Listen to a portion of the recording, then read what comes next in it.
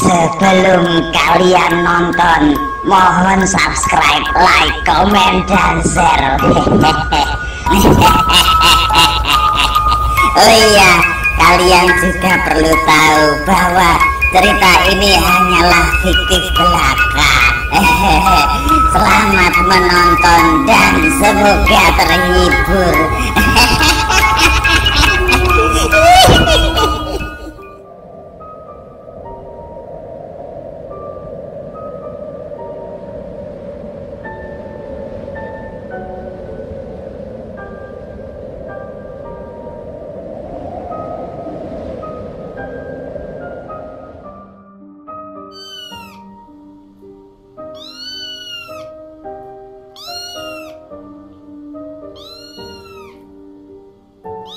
Kakek, bantuin Gudel dong. Ini ada tugas dari ibu guru soal IPA sebanyak 5 buah.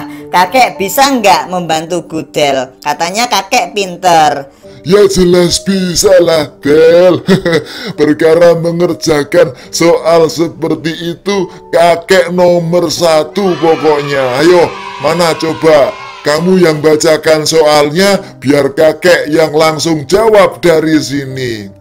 Baiklah kek, soal yang pertama gini kek bunyinya. Sebutkan 3 saja benda padat yang dapat dicairkan. Kira-kira apa aja yaitu kek? Wah, gampang banget itu, Del. 3 benda padat yang dapat dicairkan. Ayo langsung aja tulis. Yang pertama, BPKB, ya itu kan benda padat, bisa dicairkan juga itu. Yang kedua sertifikat, yang ketiga emas. Ketiga-tiganya benda padat yang dapat dicairkan. Wah, kakek pinter banget. Oke lah, langsung Gudel tulis ini. Mantap. Jawabannya pasti bener ini. Ada lagi kek, terus gini, penyakit peradangan pada usus itu disebut apa ya kek ya? Walah, kayak gitu ya gampang banget, Del. Jawabannya adalah penyakit lapar.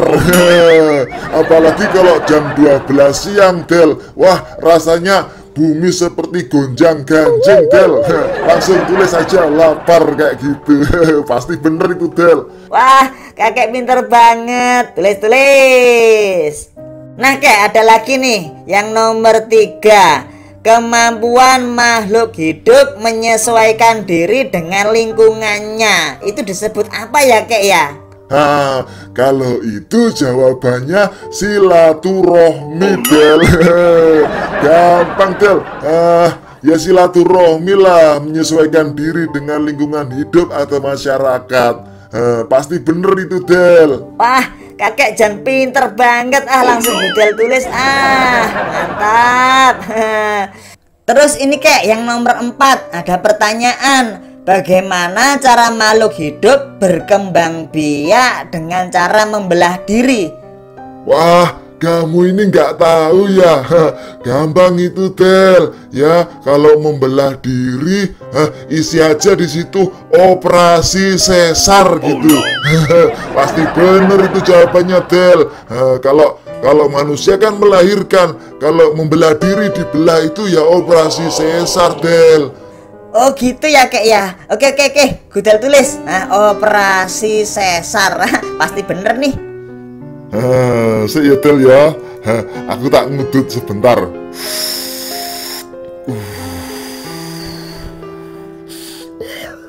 Kotak. Ini kek yang nomor 5. Terakhir ya kek ya. Ada pertanyaan, apakah fungsi hati? Wah, kamu masih kecil nih, pasti belum bisa menjawab pertanyaan seperti ini. Oke, kakek akan jawab. Kakekmu ini kan penuh pengalaman untuk masalah hati. Jawab saja, tempat menemukan cinta dan kasih sayang, seperti itu, Del. Pasti benar itu, Del, jawaban kakek, Del. Wah, semua soal terjawab dengan sempurna. Terima kasih kakek. Ya, sama-sama, Del.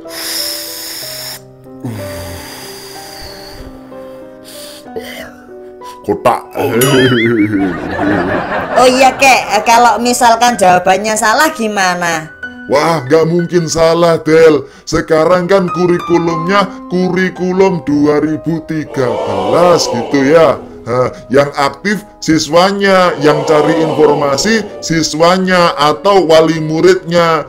Gurunya suruh nggarap RPP, Del. Dia pasti nggak tahu, pasti bener itulah, Del. Oh masa gitu sih kek? Iya, terlebih lagi kan sekarang ada istilahnya itu KKM, Del, kriteria ketuntasan minimum. KKM itu kan nilainya minimal 7. Jadi kamu pasti dapat nilai di atas 7, Del. Santai lah, Del. Lawang sekarang zamannya ngaji kok, Del. Ngarang biji atau ngarang nilai. Santai aja lah, Del, gak usah dipikir. Yang penting kamu rajin berangkat sekolah, patuh pada bapak ibu guru, jangan ikut-ikutan generasi micin, generasi anak-anak yang pemalas. Dan ya mohon maaf nih, orang tua yang tidak paham dengan dunia pendidikan. Anaknya salah malah protes, malah gurunya ditantang berkelahi. Ya itu jangan diikuti, itu salah besar, Del, salah besar. Akan tetapi dibalik semua itu, Del, ya entah anak generasi micin ataukah anak-anak yang sekolahnya beneran, orang tua, wali murid, guru, atau bahkan pihak sekolah, mereka semua tidak bisa disalahkan, Del, jika terjadi hal-hal yang tidak diinginkan. Kenapa? Karena kurikulumnya gonta-ganti terus, Del. Ganti menteri, ganti kurikulum, makanya pendidikannya nggak beres-beres. Nah, seperti itu permasalahannya. Alah, kayak gitu ya kek ya? Lah emang faktanya seperti itu kok, Del. Hingga yang terjadi pada saat ini adalah guru itu pada saat ini diibaratkan seperti alat percobaan, Del. Sedangkan siswanya menjadi kelinci percobaan.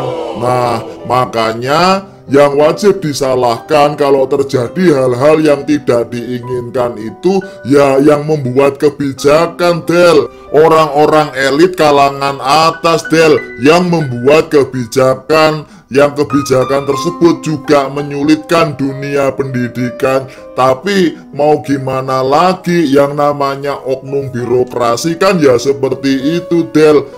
Kalau bisa dipersulit dan menghasilkan duit, kenapa harus dipermudah? Wah, ajur, Del, pendidikan Indonesia kalau kayak gitu terus. Oh seperti itu ya kek. Wah, Gudel malah nggak ngerti yang kayak gituan. Ya udahlah kek. Oh iya kek, kemarin Gudel baca-baca tentang ensiklopedia hantu. Nah ini bukunya. Gudel pengen tanya sesuatu ya kek.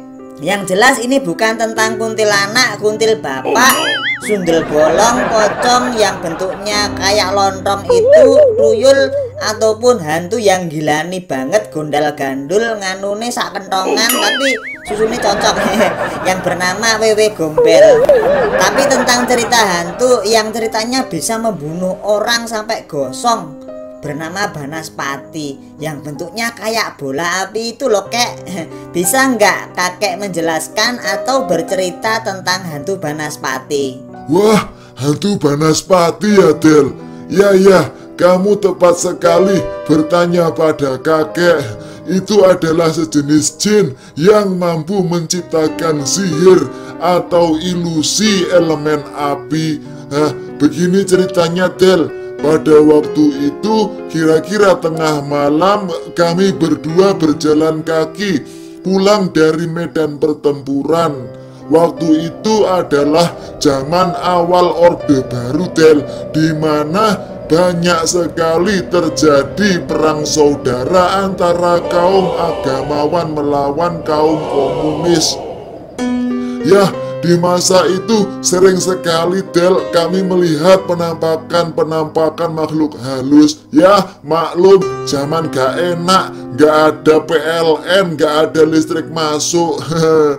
Waktu itu kakek yang masih muda dan ganteng koyok Joko Tungteng bertugas sebagai pembawa bekal konsumsi Del. Sedangkan teman kakek adalah seorang algojo berbadan gede banget. Ya kira-kira badannya segede gaban gitu. Dia adalah orang yang sakti mandraguna, punya ilmu kebal, tenaga dalam, ahli bela diri, dan paham dunia mistis. Pada waktu perjalanan pulang, tiba-tiba di depan kakek ada sesuatu yang menyala-nyala seperti api.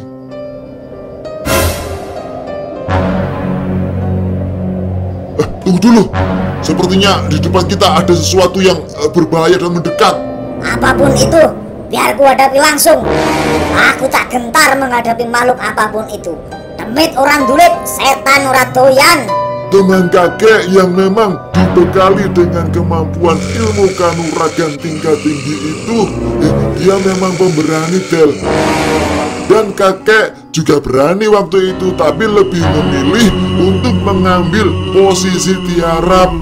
Ku sebar dulu cairan karbol, sabun mandi, dan garam ke sekeliling kakek agar aman dari gangguan binatang-binatang yang berbahaya. Karena kakek tahu ular tidak suka dengan bau karbol, sedangkan lipan, lintah, dan beberapa hewan kecil berbahaya lainnya tidak suka dengan garam. Kakek pun tiarap sambil mengambil posisi siap menembak banaspati tersebut dengan senapan kakek yang ujungnya ada bayonet besi berujung lancip. Kakek harus memastikan bahwa yang kakek lakukan adalah benar. Mengumpulkan keberanian, tidak boleh takut, konsentrasi penuh, dan yang paling utama, membaca doa perlindungan hanya kepada Tuhan Allah Subhanahu wa Ta'ala semata. Manusia, enyahlah dirimu. Lah kok malah nyanyi lagunya Roma Irama. Manusia, nyalah kalian dari hadapanku jika tak ingin kalian mati terbakar. Kamu sama sekali tidak takut dengan dirimu, jengek. Losdol, akan kuhadapi kamu. Enggak paham berhadapan dengan siapa kamu, Baiklah, jika itu yang kamu inginkan, bersiaplah menghadapi kematianmu.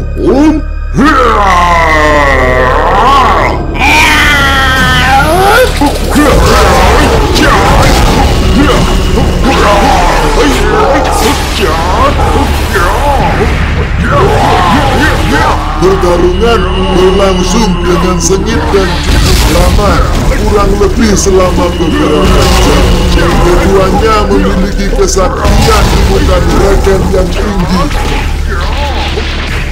Namun apalah daya, tingkat daya tahan fisik manusia memang ada batasnya, Del. Akhirnya, karena kelelahan, maka muncullah perasaan takut, khawatir, dan putus asa dari teman kakek.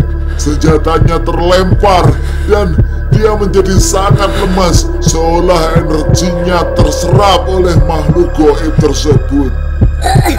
Kenapa seperti ini? Menghadapi siapapun, aku tidak secupu ini. Kenapa menghadapi makhluk ini? Aku tidak sanggup. Kakiku tak mampu lagi berdiri. Aduh, bisa mati aku jika tidak segera berdiri. Aduh, kenapa tubuhku lemas sekali? Matilah kamu, manusia sombong. Ilmu kesaktianmu tidak akan berguna melawanku.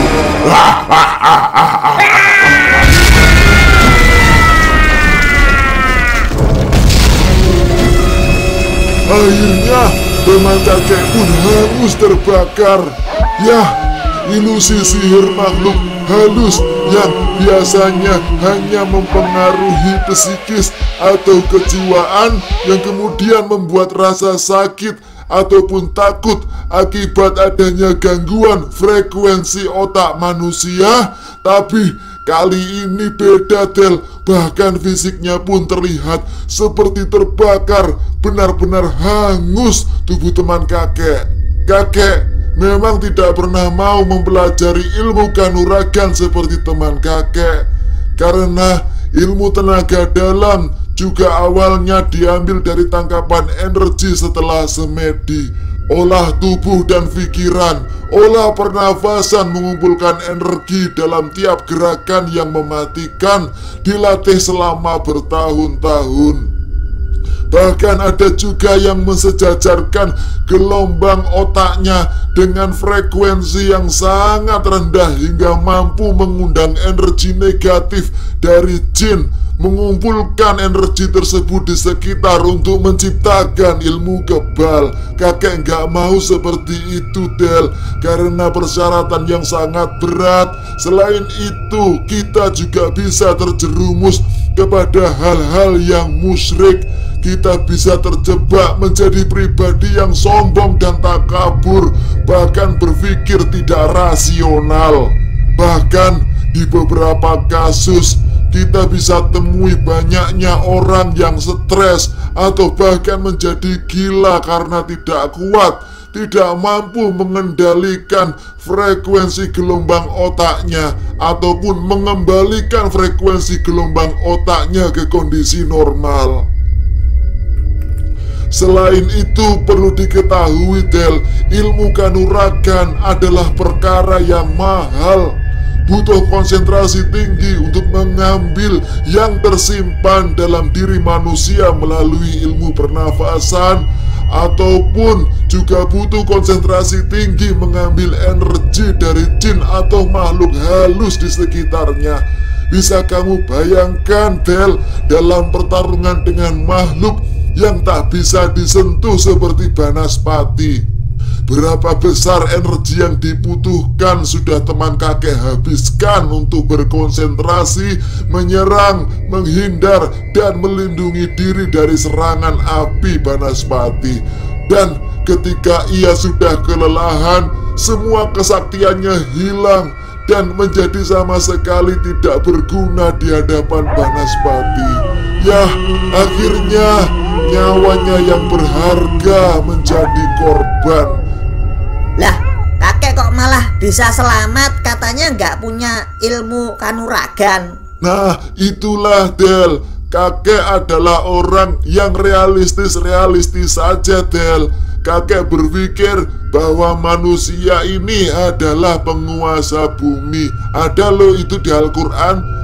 Bumi ini terdiri dari 2 dimensi, Del. Dimensi manusia dan dimensi jin, dengan pengaturan waktu ataupun pola lainnya yang sangat berbeda. Oleh karenanya manusia adalah penguasa bumi, maka hanya manusia, makhluk Tuhan yang berakal, yang bisa menginjakkan kaki ke tanah. Jin tidak akan mampu atau sangat kesulitan melakukannya. Makanya waktu itu kakek diharap.